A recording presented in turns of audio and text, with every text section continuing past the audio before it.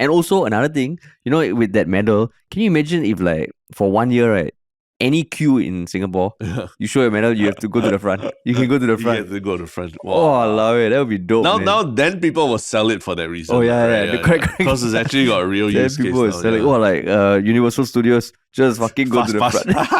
Queuing up for Chai Peng, fucking go to the front. Yeah. What's up, everybody? Welcome to another episode of Yala, your thrice weekly podcast where we talk about the hottest news with a touch of what, Terrence? Good old humor. Good old humor, man. Yeah. It's the end of another week. Yeah. You feeling festive or not? Of course, yeah. It's that time of the year. A lot of parties. There's the Christmas light up everywhere. Yeah. I haven't seen the Christmas light up yet. The one at Gardens by the Bay, actually. The one at Orchard Road, surprisingly, is nice also. Yeah. The one at MBS also, like in the mall. I thought, for a mall, it's actually very nice. Oh, okay. No, I haven't been to the MBS one in the evening. I think the evening is where it's at. You got to compare in the evening. So the Orchard Road one, fun fact, there's a little kids fair thing going on outside Shaw Centre. Lido whatever. And because it's at the crossroads of Orchard Road, so the lighting there makes for really nice photos. So I see a lot of photographers with tripods and everything set up there. And then there's a carousel going on. So there's a real festive mood going on. But you don't get angry they obstructing the flow of traffic all? It has not disturbed me. Oh, not yet. The way that cyclists have disturbed me in the past. It has not, Just people on wheels on footpaths. Yes, right, yes. Always disturbing people. Always disturbing. Yeah. Yeah. But this first part of the episode, we also want to do something a little different. Because I have in front of me Spotify Wrapped. Not as a listener, but as a podcaster. Ah, awesome. And fun fact, Terrence has not seen this yet. Yeah. I think neither has Tristen as well, so I'm the only one with the info. Yeah, because you're a bit more the stickler for this kind of numbers and all that, right? I wouldn't say a stickler. I mean, it's nice to know, Terrence. It's nice facts. It's not insult. No, the way you said it, I sense some you always care about, rigidity and black and white and all the shit. Then we don't do. No. To be fair, YouTube, I'm probably the one more in touch with the numbers. I'm the stickler. You see? Correct. Okay, call me a stickler, fine. It's just you're on which platform, which one you're more interested in. Yeah, right? But I do enjoy these kind of things because it's just like we said before, right? When you're speaking in audio, you're talking into a void almost. Correct. Now you have a strong community, but some of these numbers quite interesting. Sure. I said it once, so even I'm going to be re-seeing it again. So it'd be surprising also for me. Yeah. So if you want to see my shocked reactions, your shocked reactions, just watch on YouTube. I'll do my best to dramatize everything. So this one, is for podcasters. Thankfully, we've had a lot of people send us screenshots of their own Wrapped, where they're listeners of us, and a huge thank you to all of you. But this is the stats as a podcaster. So let's go. Yeah. Okay, 2020. Okay, now there's all this fanfare and stuff. I want the numbers. Give me the numbers. Okay, ready to take it from the top. Yes. Okay, so the top episode was episode 416. PAP's Tan Chuan Jin and Cheng Li Hui resign and allegations of improper conduct between WP's Leon Pereira and Nicole Xia surface. Boom. Oh, that's the top episode. Top episode on Spotify? On Spotify. Oh, yeah. So these are just numbers for Spotify. Okay. Where I think about 60-70% of our listeners come in. Surprising, eh? Why? I thought it'd be one of the interviews that we did with the presidential candidates. Yeah. That would be top, right? I think that one maybe YouTube. YouTube by far, those are the most viewed. Yeah. Because I think people wanted to see them, see the reactions. Got it. But this one, I guess people, when they know it's just the two of us, and then they can just listen without having to watch the reactions. Yeah. And then this one probably is more popular. But the title is damn long, yeah. The other title of our podcast? As in this podcast especially. Oh, yes. Yeah, it's damn long. Okay, so it was streamed 826% more than your average episode. Holy shit, that's 8 times more. Oh, yeah. Yeah. 8 times more. Shit, that's a lot. Yeah. Okay, some other stats coming up. Okay, let's hear it for the new fans. Sure. Okay, so guess what percentage of our listeners are new based on 2023? I would say 30%. 55%. 55, man. Wow. Yeah, 55% of our listeners discovered us in 2023 on Spotify. Wow. So that kind of that almost sets a precedent where we need to think about those who started listening before 2023, before presidential elections. Those are the OG yellow man. butters. The COVIDers. The COVID butters. yellow butters. Yeah. Can give them long service medal. Plastic ones. Please come and collect it from our office. From a carnival. Just don't sell on Carousell. Yeah. Then the episode that brought in the most number of listeners was that one episode, new listeners. So the reason why it takes a while is because they have this whole interactive thing. Okay, so how does it feel to have gone global? Because, okay, guess how many countries our podcast was streamed in? 50? 51. 50. God damn, I was 51. Close. Yeah. I mean, Singapore is a top country, not naturally, and I assume it's probably Singaporeans outside of Singapore. So if you're listening outside of Singapore, a big shout out to you. But not necessarily living outside of Singapore. Some people, I know for a fact, people travel and they listen to a podcast on road trips. Oh, that's true. Which actually makes perfect sense. Our podcast is about an hour per episode. Yeah. The guest episodes are an hour and a half. Yeah. It's great for, most drives, like in the US or other places, a lot of times hour and a half at least. Right? Even that person I met in South Korea, they said they were on a road trip from Jeju. Yeah. Or in Jeju. Yeah. And I know someone who was in Tasmania driving and listening to our podcast as well. Tasmania? Yeah. Oh, so that's how you get 51. So we have the most new listeners from Singapore, naturally. Sure. But the 4 other countries in the top 5 is Malaysia, Australia, Brunei, and the Philippines. Oh, okay. All around Southeast Asia, I guess. The most number of new listeners. Okay, what are the stats? Okay. So yeah, I mean, if you're someone out there in one of the you're in one of those countries that's not in that list of 51 countries, you gotta do better. Yeah, you gotta stream us, get us like more than 51. Correct. And okay, another thing, our top music genres for our listeners lah. So the people who listen to us on Spotify, what are the top genres that they listen to for music? Okay. So number 1 is pop. Can you guess number 2 or 3? Classical. No. 2 Jazz. more choices. No. I don't know. What's next? Mando pop and K-pop. Okay. Mando pop higher than K-pop, no? Okay, I mean, I would count all of them all as pop also lah.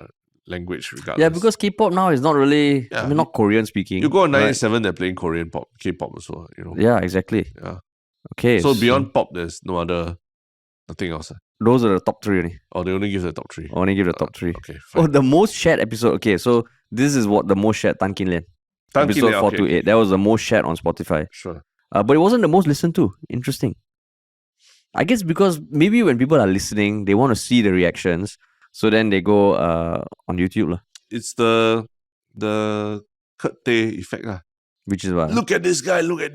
Oh, yeah. Check it out. Then people are like, why do I want to go and listen to this? That kind of thing. Right? And I think a lot of people who maybe don't listen to podcasts still watch that episode because it's on YouTube. Sure. Yeah. No, I think Tan Kin Lian one, I think there were people who said that, it's like watching a car crash like that. Like in slow motion. Yeah. You can't help but be drawn to it, but at the same time, you really don't want to watch it. Exactly. Kind of yeah, exactly. And I mean, right now we've got, I think, almost more than 1,100 ratings on Spotify. Our rating is still at a 4.8 out of 5. Nice. So everyone who's rated, a big thank you as well. Yeah. Okay, they got talking. Wow, the Spotify, they really blah blah blah blah blah blah blah blah. Pop quiz. Okay, so yeah, I think those were the headlining. Those were the main headliner thing. I mean, they also have like Spotify now, there's an automatic Q&A at the end of the episode. Yeah. So the ones that got the most engagement was episode 419. Shanmugam and Balakrishnan could sue Lee Hsien Yang for defamation and Taman launches campaign for presidency. So that was the episode that got the most interaction on Spotify. Yeah. Because, I mean, we haven't really used that poll feature on Spotify, that Q&A. Yeah, right. Okay. But that's the interesting thing where Spotify is at. It really still feels very much like a black box, right? When we, as podcasters, we upload stuff there. I mean, we upload stuff and then it goes on to Spotify and all that. But yeah, there's very little. I think there's still only scratching the surface of audience engagement, audience interaction. Yeah. And letting podcasters have more feedback about what exactly people enjoyed about your show and all that. Yeah, right? which is the thing missing because YouTube, the commenting is there. Yeah. That's why our subreddit started also. Yeah. Right. So, I mean, Spotify, And some other so I mean I can see more of that coming, and this Q&A thing, it's sometimes fun lah. It's fun, but it's such an afterthought. Yeah, it's very hard. And if you're listening to your podcast, you're likely not going to be on your phone also. Yeah, exactly. Right? But some other stats, our listenership grew 16% this year on Spotify. So this is just on Spotify, not other platforms. 24% in terms of number of streams, 28% in terms of number of followers. Oh, nice. Oh yeah, man. So yeah, people have been, following our instructions to like and follow this podcast and share it with at least one person, right? Yeah. Yeah. And also, okay, this one is quite interesting. Like, we are a top 10 podcast. Guess how many people we are a top 10 podcast for? People. Yeah, how many listeners? I don't know, like 1,000? 9,900. 9,900. Yeah. 10. But at the same time, I know that you don't have to listen to a lot to be within the top, like 30% of our listeners. Like if you listen, I think like 200 or 300 minutes, you're already somewhere in the top 30. Oh, is it? Yeah. We're not like Taylor Swift lah. We're not. Taylor Swift to be 1%, I think you need to listen to her like 4 hours a day. Yeah. And I think there's one MP or something who listens Edwin Tong. Edwin Tong. Oh, yes. He listens to every day. So that was I mean, that's basically it. Oh, so another thing, the number one podcast for how many fans? Take a guess. Number one. Oh, 9,000. I would say 500. 3,000. 3,000. Wow. Holy nice. Number 1 for 3,000. To all those of you who are number one, a big thank you. Yeah. To all those who are not, you have to do better. Yeah. Okay. Do better. Yeah. But I mean, in all honesty, that's it, man. Spotify Rap. Spotify Rap for podcasters. Yeah. I mean, as far as I know, there's also a Reddit Rap for subreddit. Correct. We haven't gone through the numbers on that, but we'll take a look and see if it's worth sharing, right? Yeah. And it's always nice to take stock at the end of the year, and just hear these numbers that honestly, it's a bit like when someone tells you how big the universe is or what, your brain can't really fathom it, right? Unless you see like hard numbers or comparisons and all that. So yeah, hearing some of these numbers is quite interesting. And thanks to everyone for listening, man. Yeah. Who knows? When we started this 3 years ago, it was just 2 of us and maybe like a handful of people. Yeah, that's right. Sweet, man. So on to a better and bigger 2024. Yeah. And but if you want to work with us as well, correct. Do email us at contact@ministryoffunny.com. Yeah. And I mean, even these details we can share with more people. So yeah. And I mean, the work is not done. Of course, don't think that now you don't need to share the podcast or follow us or hit subscribe, because you need to, because we just want to keep growing. Sure. Sweet. Okay, cool. Shall we jump right into the first topic that we briefly alluded to? The earlier. First topic. Yeah. And it is the news that follows a report by the Active Mobility Advisory Panel, known as AMAP. Yeah. So they submitted a proposal to Ministry of Transport MOT about some recommendations for mobility scooters and personal mobility aids on footpaths. So basically there's a bunch of recommendations, and this is off the bat. I think there were a few focus groups this year. There was an announcement last year that they were going to do this, and now they have done recommendations. So it's not confirmed yet, but some interesting recommendations. Yeah. And I mean, off the bat, right, did you even know what the hell is the difference between PMA, PAB, PMD? No, I think that's why it's quite interesting to really dive into this and read this a bit more, because I think PMDs is what people are most familiar with, right? Yeah. And those were the e-scooters and all that got banned a couple of years back, right? But now PMAs, I think, are specifically, the A stands for aid. So it's really meant to be something to help people who have mobility issues, right? Yeah, correct.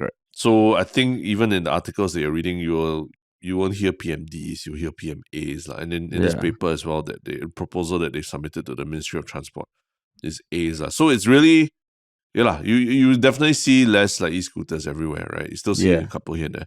But like what they are saying in the report here is that you will see a lot more PMAs. That means like those mobility scooters that you generally see old people using to get around the market and things like that. Because even that is confusing, because there's mobility scooters and there's electric scooters, both of which are categorized differently. So basically, if you go to the MOT website, there are 4 main categories. One is bicycles, power-assisted bicycles, known as PABs, motorized and non-motorized personal mobility devices, PMDs, which are kick scooters. So even non-motorized kick scooters, electric scooters, hoverboards, unicycles, and all that. And PMAs, which is wheelchairs, motorized wheelchairs or mobility scooters that are designed to carry an individual who has difficulty walking. So bicycles, PABs, PMDs, and PMAs. It gets a bit confusing. Yeah, it does get a bit confusing. So this recommendation, essentially, there are a handful of recommendations summarized. Basically, you be certified to have difficulty walking or medical needs. You ride at a reduced speed limit of 6 km per hour as opposed to 10 km. And you follow the device dimensions, the recommended. And then also recommendations for the government to step up education and to not mandate the registration of PMAs. So, what have your feelings towards PMAs been over the past few months? I mean, I think they serve very important use case for older folks or people with mobility issues. But the truth is, I think I've seen a lot of abuse cases of these devices. And most glaringly is when you see families, entire families sitting on one of these devices, like 3 or 4 people on one of these devices and just scooting along on footpaths and all that. Yeah. And regardless of whether one of these family members are really need to use a personal mobility aid, right? There shouldn't be 3 or 4 of them, people sitting on them. That's kind of, it's a huge danger. The kids not wearing helmets and things like that. So I always shudder every time I see that kind of thing. How about you? Have you experienced anything negative with these people? I feel it brings out the asshole side of me. Oh, is it? Yeah. How so? Because, so my main forms of public transport are MRT and bus, right? And I take it quite often. So it's great that there are designated areas for people with PMAs or wheelchairs and all, both in buses and MRTs. Yeah. And got lifts and even the bus captain will come down and help. But so many times, right, I look at someone and I start trying to think whether they are disabled or not. Then I start fucking just thinking, okay, this guy's sitting cross-legged watching on his phone. He has a backpack at the back hanging off himself, and he's alone. How is he going to reach the backpack if he's not able? Wait, but he's on a PMA. PMA, yeah. And he's on the bus or? On the bus or on an MRT also. Okay. So then that's why I feel like I'm an asshole, because you never know what people are going through, right? Yeah. Just reading, there are people with arthritis, renal failure, cardiopulmonary issues. But then I start judging them. Yeah. Yeah. And but why are you judging them? Oh, because sometimes on the bus, okay so it's the first world problem. Stops at the bus stop, right? And let's say I'm in a rush. Then take a couple more minutes. Yeah. I see. Because the bus captain also for them, and I'm not feeling anything on behalf of them, but I can imagine you have to stop, you have to walk around, put the ramp on and let someone come on. Which I think is great. But then when you see someone come on, where you're like, really? Then I feel like, hey, get your act together. So that's why I feel like an asshole. Even on the MRT also. Sometimes you have to clear out from the area because people do stand in that designated area, right? And you clear and someone comes in and you look like, so So you feel like an asshole because very often you end up judging whether the person deserves to use a personal mobility aid. Yep, I do. Because you are making assumptions that maybe they don't, right? Exactly. Just based on how they look. Exactly. Because it's some of them, there's even evidence. There was one video of a person at Toa Payoh bus interchange, I think, that crashed into the glass and it burst, right? And she fled the scene. If you look at the video, she crashes and then she gets up, picks up the basket and pushes her PMA away. Yeah. That's right. So then it feels like, shit. Then you start judging. Yeah. So those are the really egregious abuse cases. Yeah. People who don't need PMAs and using them, right? Yeah. But I mean, but I do think it's a bit of an asshole of you to judge people. I won't deny it. I judge. And sometimes I have this internal dialogue in my head. I'm like, don't judge. Okay, you never know. You never know their issue. Then I'm looking at them and really, man? So then it occupies my brain space also. Then I try and shut it off. Then I walk out of the MRT or bus feeling like an asshole. So do you? I mean, just as a parallel, do you judge when let's say a kid in a stroller same thing, needs to get on a bus and everything, and needs, the mom needs help and blah, blah, blah. Oh, that one fine. But it's a big kid. He's not a small kid. Then you fuck off. I don't know. Yeah. So there's a difference there, right? There's a big kid who obviously can walk himself, but for whatever reasons, the parents decide to put him in a stroller and all. I think that one I'm still okay. You're still okay. How come? What's the difference? Because if it's a single parent with a kid in a stroller, yeah. Like it's not the easiest thing also lah. Sure. So that one I'm still okay. But you're saying they put down the ramp for or they need help from the bus driver. I think I'm okay because it doesn't happen often.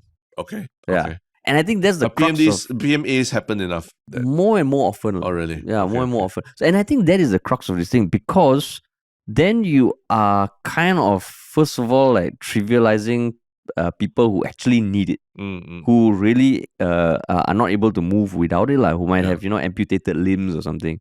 Because there is also a finite space on every bus, right? Yeah. I don't think a bus can take 2 PMAs at any point in time. So if there is that scarcity there, then if the more people using PMAs, I don't know, man. So yeah lah. So I mean, but there's also cases of people who use PMAs who not necessarily they are missing a limb or something lah, right? I know, then they have real issues lah, right? No, yeah, like they have breathing difficulties. Yeah, I know. Walking even like a short distance, makes them breathless for various reasons. Yeah. And that's why they use PMAs, you see. Yeah. So it's not that they're tired or their leg strained on it. So I mean, no, I want to say a bit of an asshole. I'm an asshole, yeah. For that, but okay, so the thing is, it's all in my head. Yeah. You telling me you never judge? I would say I'm a bit more compassionate as in I've always think like at the end of the day you never really know what's going on in someone's head or someone's life and all that. But you telling me you go from no judgment to that. I would like to think I end up there. But it's a maze in between. Like, hey, what is one cannot? Then I end up, okay, do you know, Harish, you never know what people are going through. Yeah. You must be more compassionate. But for you, it's a very straight line. For me, I err on the side of compassion first. Not on the side of efficiency or hustle and getting from point A to point B. Which is also not something that I err on by default. But yeah, I won't deny that sometimes I feel that. Yeah. But I mean, isn't that like okay, so if someone was on a wheelchair, motorized wheelchair versus a PMA, would you have less of an issue? Because a wheelchair is very obviously, it's much more like, okay, this guy needs help. That's why he's on a wheelchair. Yeah, right? yeah. Like you don't see like families of 3 or 4 people sitting on a wheelchair together and moving. Yeah, I think so. I think wheelchairs are much more like universally seen as like, okay, this person needs help, right? Yeah, exactly. Whereas a PMA, it's still a bit of a grey area between like, does this person really need help or not, right? Yeah. And so I think wheelchair, okay. And I think PMA is also a lot of them come with horns. Have you gonna honked by a PMA? Yes, I've been horned. Yeah, I've been horned also. Also, sometimes lift door opens and then the person there is in a PMA. Yeah. And I'll admit sometimes like you look at the person, you're like, huh?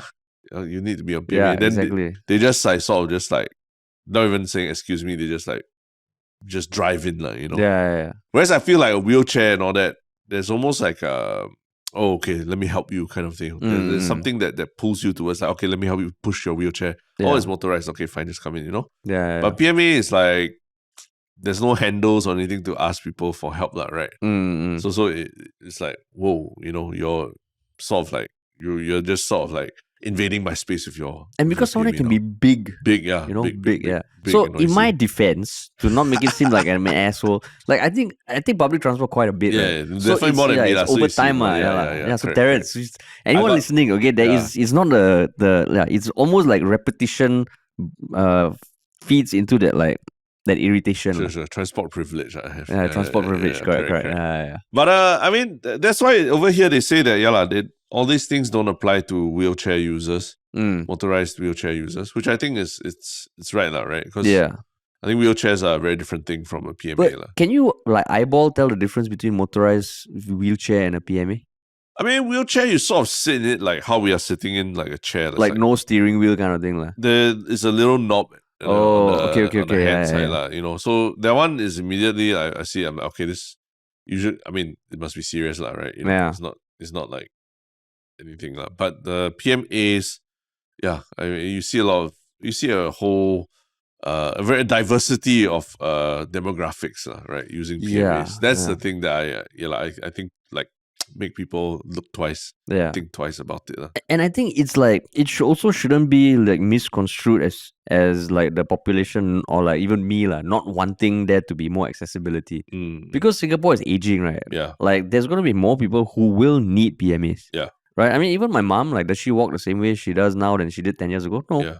Yeah. So, but then if there's finite spaces on footpaths, in public transport and all, then there needs to be some curbing. Right? Correct. And the report actually is quite extensive. Like, I managed to find it on the LTA website. It's like quite a number of pages, 26 pages. Yep. And they also talk about regulations in other countries. Because, it's always easy to say, Singapore is, So in the UK, there are PMAs which are used in paths and are not required to be registered. They have a 6.4 km per hour speed limit. Yeah.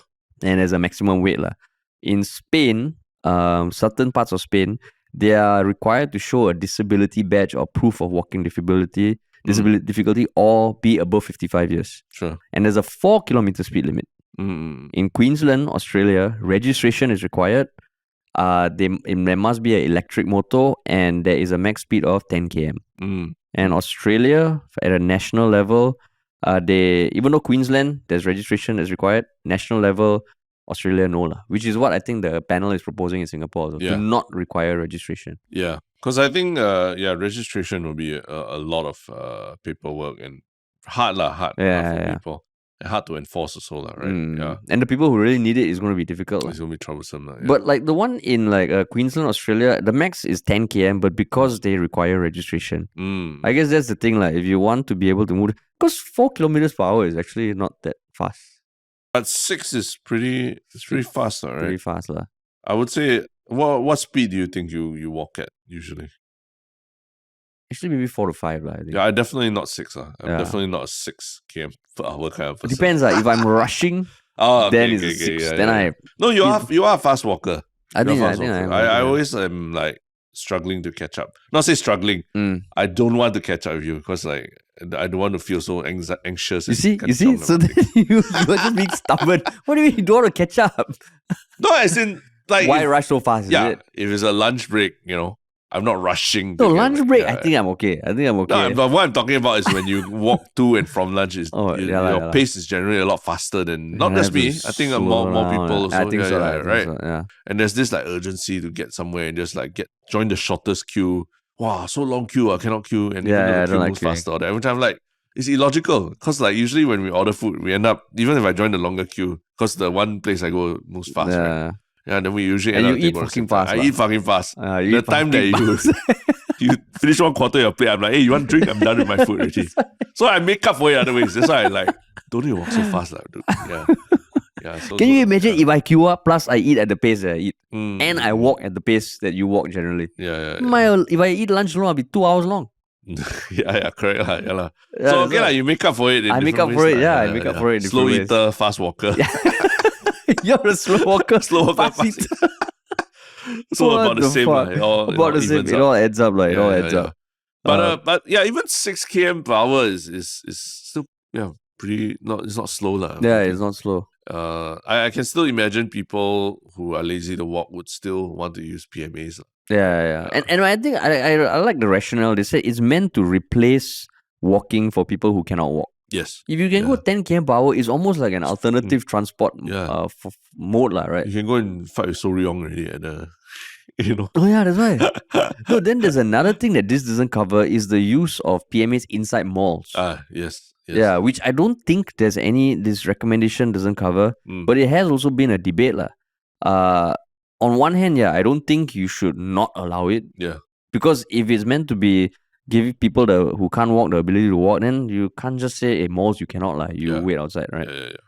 But then 6 km per hour inside a mall is fast, right? Fast, yeah. But you think, that how do you think Singapore over the years has gotten in terms of this disability access, basically like access for disabled people and all that? How do you think Singapore has fared? I think actually can see changes right? But I don't know, like people who actually require more accessibility might feel differently. But to just the layperson, I feel it has for you. Yeah, I mean, because I think for our work and all that, sometimes I carry like roller bags a bit more, even on public transport and all. And a lot of the newer stations, I find like, it's actually not difficult. It's more easily accessible to roll a bag, take a lift and everything, compared to like the older stations, I find. Yeah. So in some sense, I think the design layouts of public spaces have taken into consideration all these things a lot more. Yeah. So I'm not saying that it's good by any measure, because I know that there are, some people have still complained about the accessibility options in Singapore. But we are getting better and a bit more inclusive as a society. Yeah. And I mean, I think like this sort of things, like the AMAP is the same panel that also recommended the ban of PMDs and all. Oh yeah. Yeah. Okay. And I mean, there has been a drastic decrease in number of accidents, I think, of PMDs on footpaths. Whereas PMAs, I think just like a few months ago, there was an elderly person who passed away after an accident with a motorcyclist on the road. Yeah. Which was a damn sad case, and is on the road. Yeah. On footpaths, I don't know, like you see the incident of there was another one at SGH where the person banged into a glass. Yes. Yeah. Then the one at Toa Payoh interchange. So it feels like, okay, the PMD was a big debate. Now is another thing. And apparently you can also see some delivery people on PMAs. Yeah. Which you're like, then you're spoiling market for the people who need it. I mean, just caveat that I have seen delivery riders who are disabled and they are using it. So Harish, I mean, I'm just trying to backtrack Harish's blanket statement. My statement it still holds true for the people who need it. I'm saying there are delivery. So that's why I say you spoil market for the people who need it. You don't try and twist my words. Okay. I was basically talking about that subset which you on your moral high horse kind of pointed out. Making sure people don't take your words out of context. It's okay, Terrence. It's okay. It's okay. But yeah, the other thing is also I think in more recent years, we've seen a lot more cases of fires breaking out when people are charging their personal mobility aids at home and all that. Right? Yeah. Because they have big batteries usually, and sometimes if these batteries are not packed properly or not charged properly, can become real fire hazards that burn down like flats and everything. Yeah, man. Yeah. Actually, there have been quite a lot of fires. So when there's a fire in a place, remember, it's not just the place on fire that suffers. It's everyone living around it also. It becomes a hazard for everyone. Yeah. The one group that is going to be impacted are the retailers. Why? Because the people who sell these devices. Yeah. Because, I mean, just from some interviews you see in the videos, they have a lot of stock. Yeah. And I think they will need to sell devices that have been speed limited. Yeah. And not just through something where you can up the speed on your own. Yeah. So as much as it's easy to be hey, this business climate's change.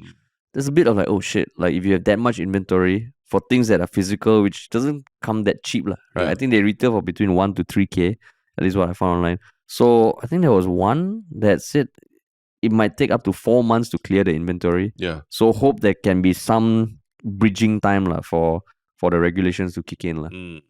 Yeah. Do you miss those days of people being able to use PMDs and everything? No, because I never had to use it, so I don't miss it. Yeah, but I also know there are people who really can benefit from it. I had very romantic notions about the whole last mile thing, being able to use a PMD, then get to the train, and after you take a train, after you use it again.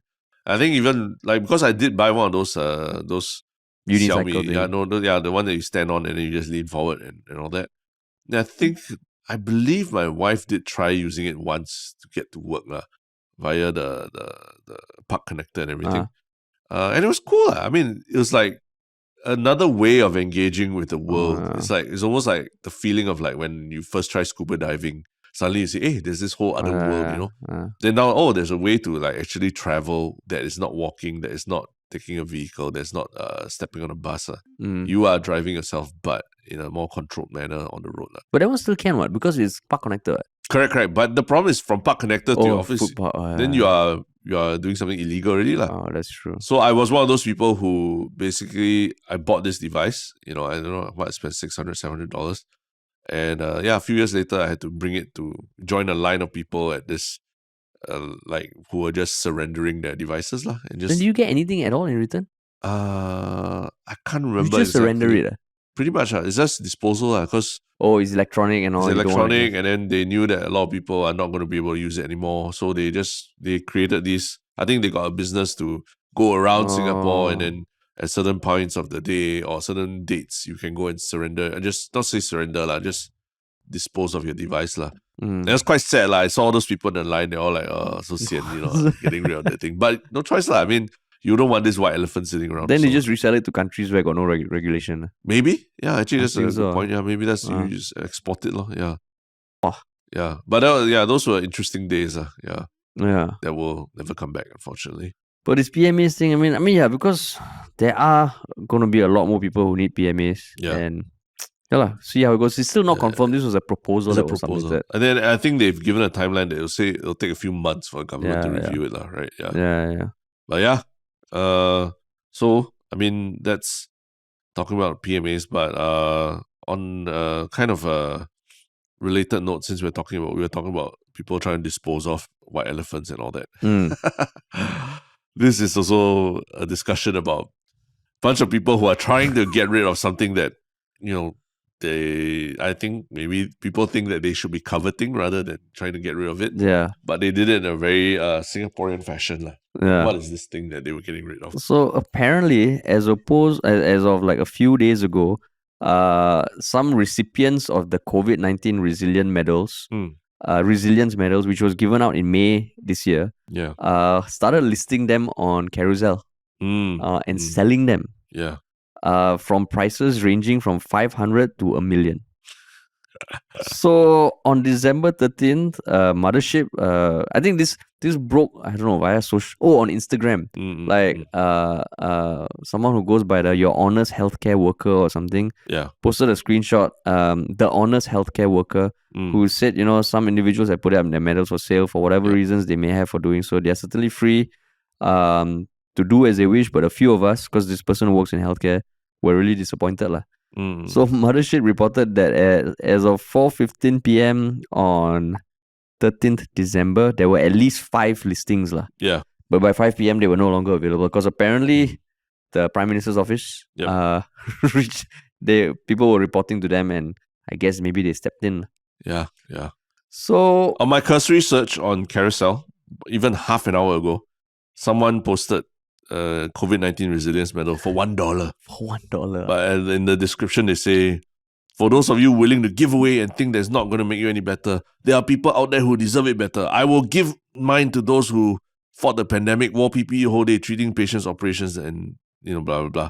So I think there's some people who are angry about this whole selling COVID medals thing, that they're shit posting on Carousell about these things. Yeah.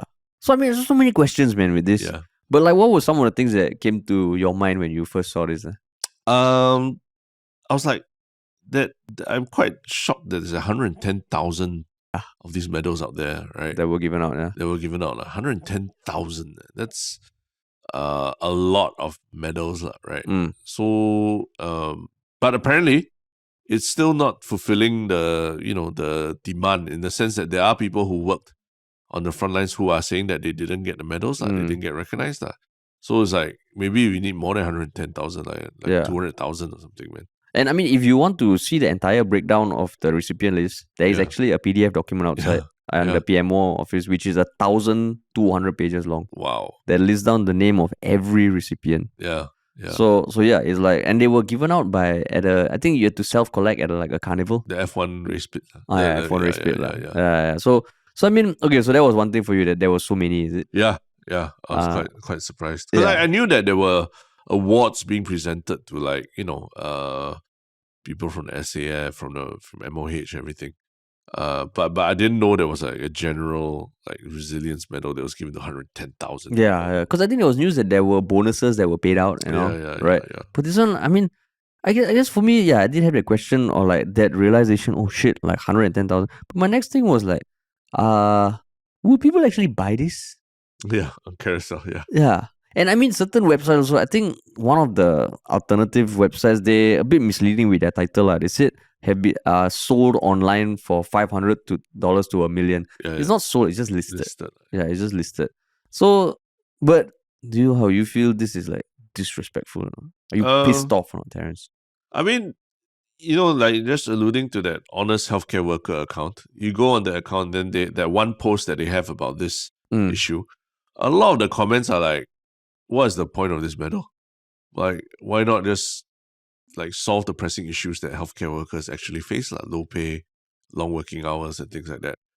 This medal doesn't mean squat for anyone. And even if you gave someone a medal already, it's free for them to decide what they want to do with it, right? So I'm seeing a lot of that response, in particular, to this Instagram post.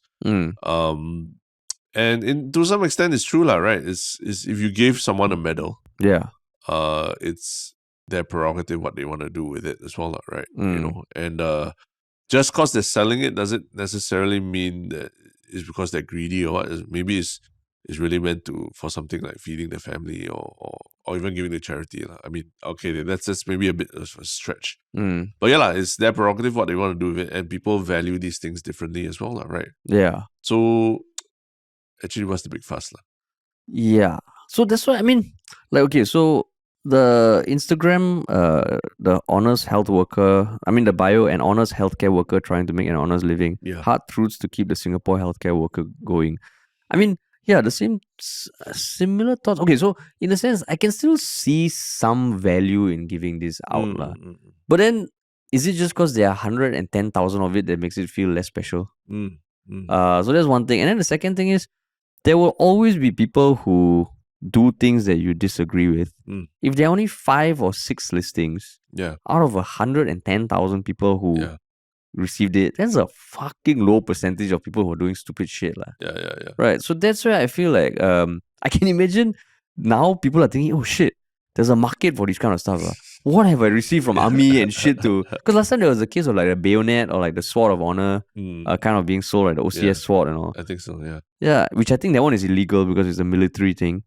So this one, I just felt like, yeah, I also was like, I don't know, people do weird stuff. Yeah. By doing this, aren't you just bringing more? Yeah, I don't know. But at the same time, there are, if you go back to the same Instagram account, Honest Healthcare Worker, and they put up some stories in response to that post. Where basically they got a lot of messages and DMs from healthcare workers who worked on the front lines, but maybe were not part of the eligible period, for example. Like they quit healthcare right before the end of COVID, before it went endemic and everything. And they're not on the list. And they're very upset. They're like, I wish I had that medal and I wish my efforts were recognized and all that. And more than one story, several of them. So there's a lot of people who did not get recognized that would want the medal. And they are saying, yeah, it's terrible that these people are selling the medal. But at the same time, then to me, it's more the system, right? That the system did not capture these people and recognize them. And whether you give them a medal or not, I think the bigger thing is that their names are not on that 1,000-page PDF. I think that is actually, to me, I mean, I didn't have anything to do with all that, but I would say that's more important, right?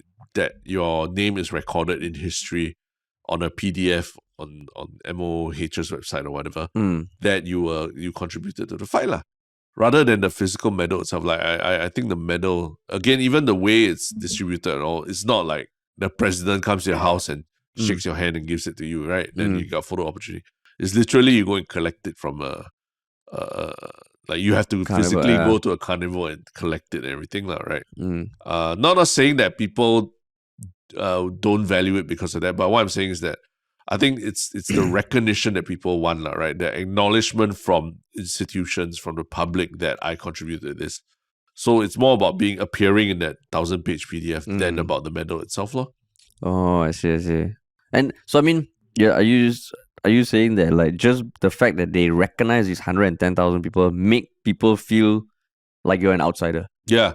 No, I mean that's okay, but those people who didn't get recognized are sort of scolding those people selling the medals. Yeah. But actually, the scolding should not be on the people selling the medals. The scolding should be on the institution that omitted them from that list.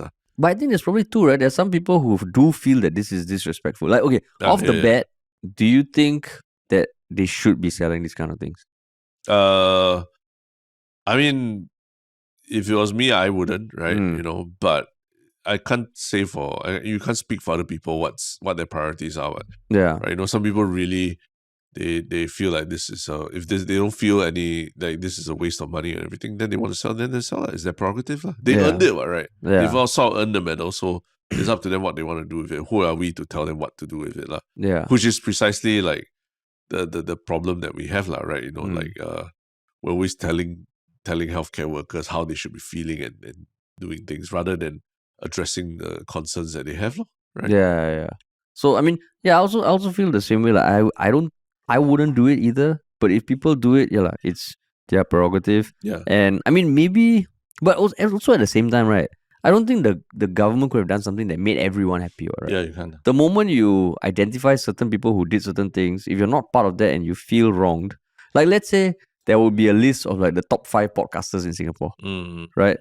If like we're not on that list, I'll be pissed lah. Yeah, of course. Right? Correct. But if there's no list and they just say, thank you to all the podcasters in Singapore, I also feel like then it feels like it's not like it doesn't matter lah. Yeah. Because I think it was great that there was some monetary benefit. I don't know whether it was enough or not. I think the fact is, I think everybody can imagine healthcare workers in Singapore, they are stretched like crazy, right? Yeah. So the medals, I still think it was a good thing, but if the names are not included, and rightly so, I don't know whether there was an appeal process. Yeah.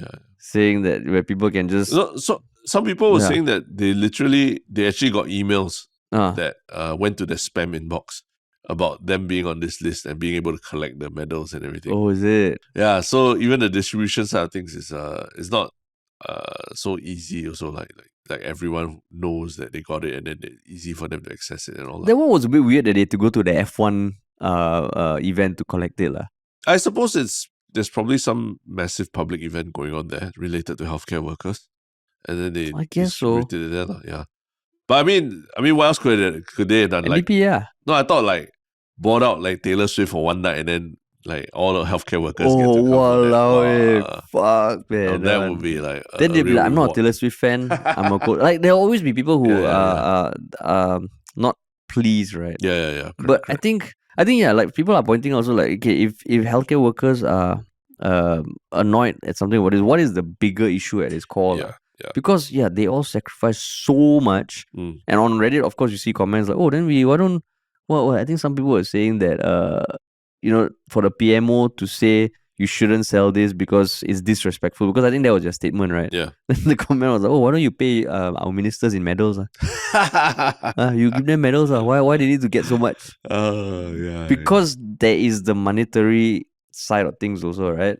So it was just interesting, like, if let's say some of them are selling it because they need money, then does that also imply that they're not getting paid enough as healthcare workers? Some people just like to... they don't like stuff and they just want to sell it. Yeah, exactly. Declutter and everything. And if there's a demand for it. Yeah. But okay, between this, getting a medal, and getting the, people clapping for you as a healthcare worker, which one do you think you appreciate more? If you're a healthcare worker. I think medal. The medal. Yeah. You'd rather get a medal than have like the whole of Singapore coming to their balconies and clapping for you at 8 p.m. on a I think medal. You? We had this discussion, right? I think with Janio Putticherry when he was here also. Yeah, about I mean, the clapping I think is more of an outlet for people to show their appreciation for things. But this medal, I think it's really for the institution, MOH or what, to show their appreciation for the healthcare workers. So I think there needs to be both. There needs to be both. But you have to pick. If I was a healthcare worker, of course the medal, right? Yeah. Like, it doesn't do shit for me that people unless the clapping, like they'll be like, okay, Harish. Okay. Terrence. Recognition, yeah. Yeah, but it's a generic clap. Yeah, it boils down again to being part of a list. Identified. So correct. Actually, to me, it was like, maybe rather than like, spend money on medals and all that, what could have been done is to some kind of maybe an online memorial or recognition list, almost like how, like YouTubers or content creators have a Patreon list, right? That it can change over time, evolve over time, but there's like, let's say one page where everyone's name is there. These people have contributed, and it's just there forever. And then, if there are people who actually did contribute but their names are not there, you can still add them to the list, right? But just having a list online that you know that you're part of and you can point people to say, hey, no, I contributed and all that. They should have like an LED display on the street.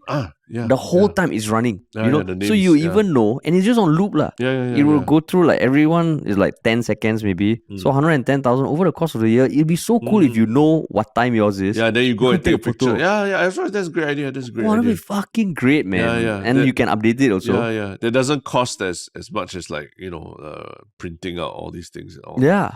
It's a great idea.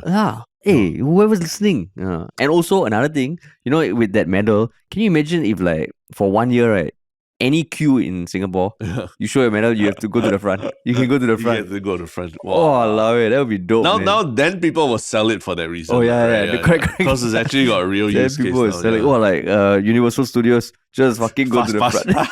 Queuing up for Chai Peng, fucking go to the front. Wow. But do you think anyone will like wear these medals like outside? Like, I think also because there's 110,000 of them. Like if you're an Olympic gold medalist, you carry around like, unfortunately this one like 110,000 hopefully I think the goal is to be special to everyone, but in the context of everyone it just is a lot. And I believe it's made of plastic, right? Oh, it's made of plastic. Apparently, it's plastic. Oh, then it's single-use plastic all then, huh? Yeah. I mean, that's another thing. but I mean, I do remember how shocked I was when Soryong brought his medal with him, his silver SEA Games medal with him, and then he plopped it on the table, and then the weight of it just it really heavy, like thumped on the table, and then when he let us touch it, like there was this heft and this history to it that I was like, oh my god, like SEA Games, and everything. Maybe that's part of the reason why some people are also not coveting the medal. The materials, if it's really plastic, then it's like, maybe it just doesn't feel as shook. I didn't know it's plastic. But then, the PMO statement saying medals should be handled with respect. I'm like, you can't force people to respect something, right? I guess they can't not say anything. And they're not going to pass a law like, Singapore flag cannot anyhow hang out. They're going to pass a law about these medals. Can you imagine messaging the people on Carousell? Hi, I'm Lee Tian from PMO office. Please take down your posting, Or maybe they have an official PMO Carousell to weed out, like these kind of things. Or Carousell itself might have to take it down, right? Oh, maybe, Carousell has been known to occasionally a lot of random undesirable things are sold on Carousell that they've had to step in and take down, right? Yeah. And I mean, one user who listed the medal for 1,500 said I don't know whether it's true. He said he has received multiple offers from buyers since December 11. So over the course of 2 days, and the highest offer is currently 1,300. Wow. Wow. Don't know, I don't know, man. I don't know, man.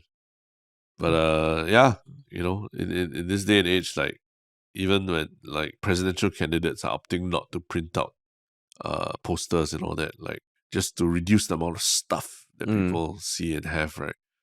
In some ways, maybe medals is also another thing, no?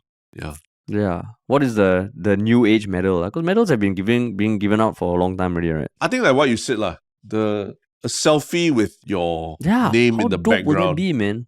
Nowadays, like how back in the day, like we used to cover autographs. You go and get like to sign this poster is like the big thing. That was just a selfie. If you can take a selfie with a pop star, that's and then post it online, that's the big thing already, right? Yeah. So if you can take a selfie with your name being flashed across a large LED screen in public, I think that will make a big difference to people. Yeah, and it happens like once every, say, 1.5 years. Yeah. Because like 110,000, let's just do a bit of quick math. Let's say 10 seconds each, right? Yeah. That's 1.1 million minutes. Yeah. No, 1.1 million seconds divided by 60 divided by divided by 60, so that's number of minutes, divided by 60 again. Divided by you're like you're fucking calculating the apparently, I mean, answer to life. Based on my calculation, oh shit, it will loop every 13 days. Every 13 days. Okay lah. Yeah. I think so. Then do it for like a month right, basically. Yeah, and it's just every month, then on the 2nd at 12:40 a.m, my name will be there. Yeah. And then there can be a number next to your name, so approximately when you should be there, right? Yeah, exactly. Yeah. So, yeah, that'd be dope, man. Maybe we should build it. Just one LED screen. Yeah. True. Yeah. Cool, man. Cool. If you have any thoughts on that or the first topic, as always, subreddit, Instagram, wherever you can reach us. Yeah. And now, onto our one Shiok comment. Yes. What is your one Shiok comment, man? My one Shiok comment was something I saw on Reddit by, I think, a commenter who has posted quite a bit. It is Kosher Jellyfish. Yes. That posted a screenshot about finding a fellow Yalla Butt listener on Twitter. Or on X, I guess. So there's a screenshot, and basically, I think they asked to someone, they responded to someone, "You are a Yalla Butter," in all caps. Then they responded, "Yeah, why?" Then they responded, "I also." Then I responded, "Yeah, your twice weekly podcast with a touch of what, Terrence?" Then they responded, "Good old humor." What a great comment, man. Yeah. So yeah, that's awesome. Well, I was kind of surprised. I didn't know that there were Yalla Butters on X, formerly known as Twitter. On X, yeah. But yeah, if there's a lot, it might be worth us exploring being on X. So right. Yeah. Solid. Yeah. So shout out to the both of them. Yeah. Cool. Okay. What about you, man? I think there's one pretty funny comment on YouTube, where also about the Soryong podcast, right? Where the caveman said, "Love this episode. However, the image of Muna Bagarit's face keeps popping up at the right side after each cut is kind of distracting." So he's referring to our "She's a Terrorist" poster. For those who are not watching on YouTube, I think the framing is such that Muna's character's face in the poster appears on the edge, right, of the Harish's every time we cut the Harish. Yeah. So I don't know when you mean distracting in what sense, right? Can you imagine if she charges us appearance fees? She's like, "Okay, guys, you have 200 plus episodes. My hourly rate is this and this." Yeah. Walao. But not just his comment. I think someone. The next actually is the same person lah. Muna is the silent special guest again. Yeah, Muna is the silent special guest. Yeah. Yeah. So yeah, and what about your one Shiok thing, man? My one Shiok thing is recently I talked about Game Awards.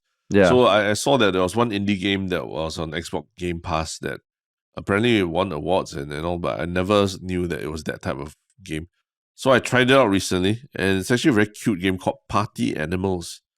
And it's basically I would call it almost like a beat them up kind of game where you choose to be a certain animal, very cute animal, and you basically go around almost like slightly sedated and drunk, and you can go and beat up other animals, beat them up in like various things, then try and do. It's like Smash Brothers kind of thing. You throw them into a hole, or you use hammers and all that to whack them each other until you are the only one standing, and it's very funny because the physics of it are imagine trying to control a drunk animal walking around picking up hammers and swinging them like a drunk person. So the mechanics are you are almost like a drunk animal. And then those are the physics that you have to deal with in that world. And then you're going around trying to pick them up and throw them into holes and black holes and stuff like that. So it's very cute also because just the way the animals are designed and all. And the game is on which platform? I think it's on most major platforms. I think PC and all. Because it's actually mainly a multiplayer game. So I joined a couple of multiplayer battles where, I took a gorilla and I was just beating up other people's animals. Yeah, it's pretty funny. Yeah, Party Animals. Apparently it won some awards and pretty decent reviews and all.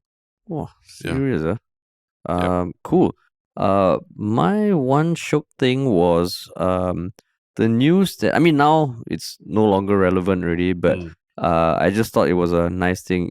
There were $28 Coldplay tickets that went on sale for one day on December 13th. Oh, really? Yeah. Why? And I was wondering, why? Is it just some person bought the tickets and transferred? But it's actually a thing that Coldplay does. They call it the Coldplay Infinity tickets. Oh. And they are released for every Coldplay show to give fans a chance to attend the Music of the Fierce World Tour at a super low price. Oh, wow. Yeah, so that's one thing they do. And I think you have to buy through a specific link and all.